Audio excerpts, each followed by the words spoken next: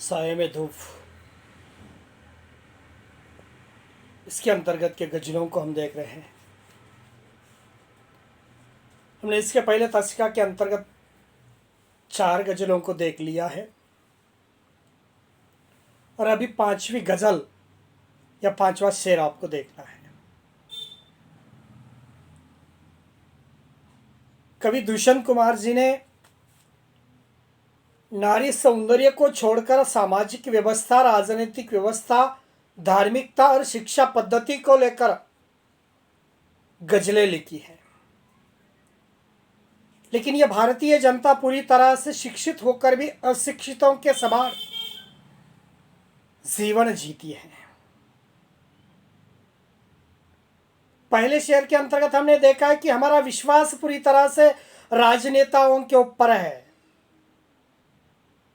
और आजाद भारत के अंतर्गत के राजनेताओं को हम देखते हैं कि अलग अलग प्रकार के झूठे वायदे करते हैं, उजाला करने की बातें करते हैं चुनाव के पहले और जीत कर आने के बाद उनके और देखते तक नहीं है। कागजी पन्नों के ऊपर उनके झूठे वायदे हमें दिखाई देते हैं और इसलिए ये भारतीय जनता पूरी तरह से पंगु होते हुए दिखाई देती है। तीसरे दोहे के अंतर्गत उन्होंने कहा है, न हो कमीज तो पाँव से पेट ढक लेंगे। ये लोग कितने मुनासिब है इस सफर के लिए।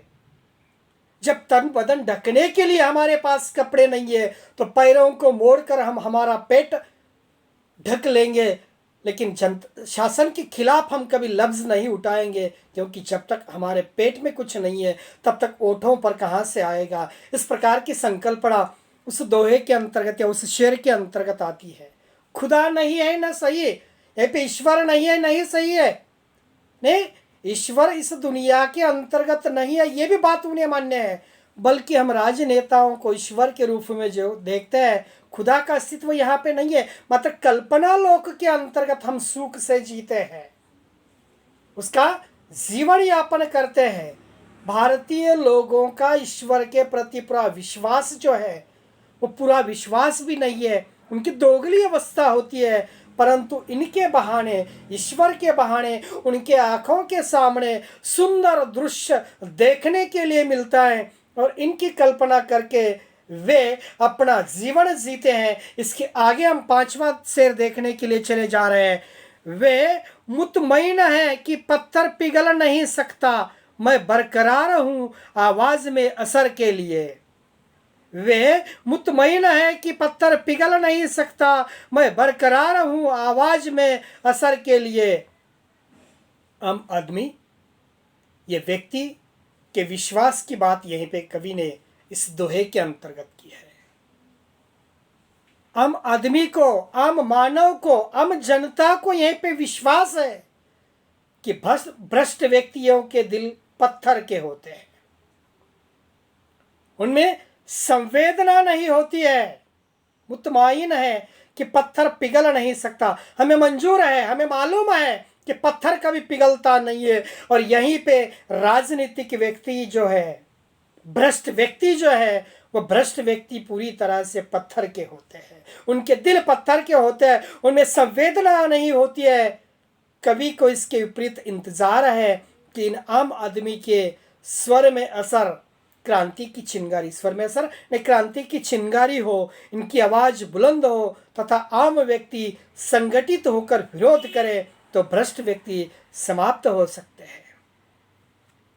मैं बेकरार हूँ आवाज़ में असर के लिए, मुझे आशा है, कभी कहता है यहीं पे कि मुझे अपेक्षा है कि ऐसे सारे शोषणग्रस्त, शोषित व्यक्ति, शोषित आदमी अगर इकट्ठा हो जाए तो वहीं पे क्रांति की चिंगारी गिर सकती है और उसी क्रांति की चिंगारी की आवाज़ बुलंद होकर, संगठित होकर इस शासक का, इस सरकार का विरोध हो सके और सरकार का विरोध होने के बाद ही भ्रष्ट व्यक्ति या भ्रष्ट समाज की समाप्ति हो सकती है, भ्रष्ट समाज समाप्त हो सकता है। तभी कवि यहीं पे चेतावनी देने लगा इस दोहे के अंतर्गत आम आदमी को कि ठीक है भाई, हम किसी ईश्वरीय शक्ति को लेकर चलते हैं, बल्कि ईश्वरीय शक्ति को लेकर चलते वक्त भी वह संदेश देना चाहता है कि उस पत्थर दिल वाले व्यक्ति के पास, न पिघलने वाले व्यक्ति के पास संवेदना होती नहीं है।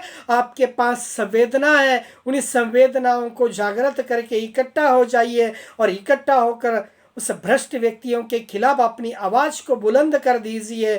जब बुलंद करोगे तभी शायद वह भ्रष्ट व्यक्ति इस दुनिया के अंतर्गत के समाप्त हो जाएंगे। इस प्रकार का संदेश उस 5वें शेर के अंतर्गत दिया है।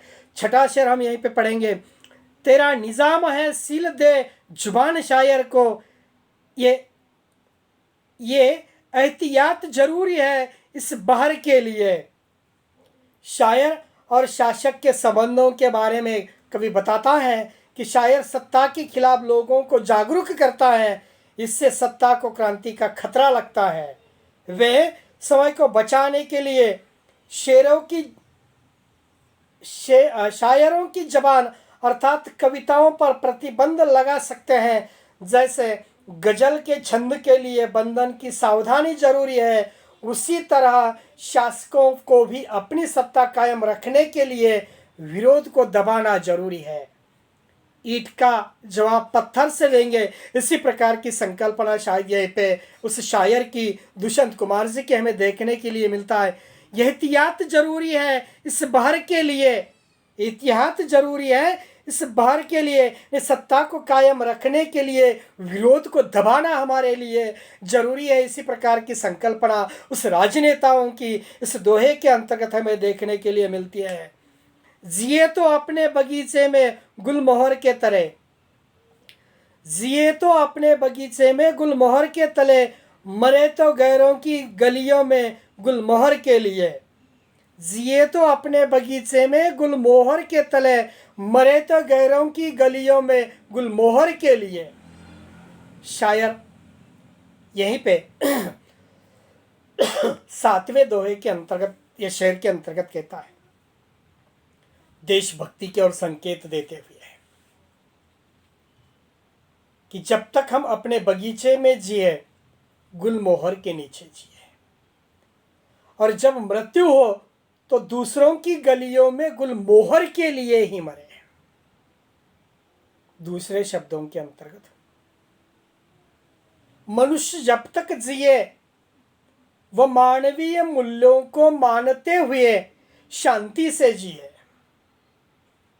दूसरों के लिए भी इन्हीं मूल्यों की रक्षा करते हुए बाहर की गलियों में मरे, दूसरों के मूल्यों की कीमत करते हुए भी जिए। इसी प्रकार की संकल्पना है। आगे हो गई है पीर पर्वत सी पिघलनी चाहिए, हो गई है पीर पर्वत सी पिघलनी चाहिए, इस हिमालय से कोई गंगा निकलनी चाहिए। पीर यानी पीड़ा। दुष्यंत कुमार बताना चाहते हैं कि आदमी की पीर पर्वत के समान भारी बन गई है। हो गई है पीर पर्वत सी पिघलनी चाहिए, मानवों की पीड़ाएं पर्वतों के समान बढ़ गई है, वह अब पिघलनी चाहिए।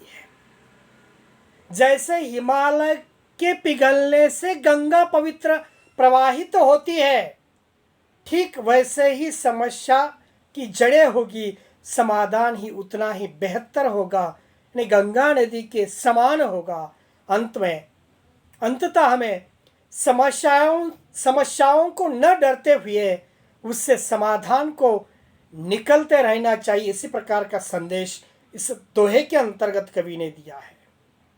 इस दोहे के अंतर्गत कवि क्या कहता है कि मनुष्य के जीवन के अंतर्गत इतनी पीड़ाएं हैं, इतनी पीड़ाएं हैं कि मानो पीड़ाओं से पर्वत बन चुके हैं, और वे अगर पिघल गए तो मानो जिस तरह से हिमालय पर्वत से निकलने वाली पवित्र नदी गंगा बहती है, उसी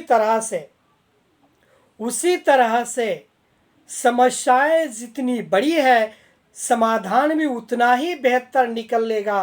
किंतु पीर पर्वत से पिघलनी चाहिए, पर्वतों के समान वो पीड़ाएं पिघलनी चाहिए। जब तक वह न पिघलेगी तब तक मानवों के अंतर्गत कोई पवित्रता नहीं आएगी। इसी प्रकार का संदेश इस शेर के अंतर्गत कवि ने दिया है।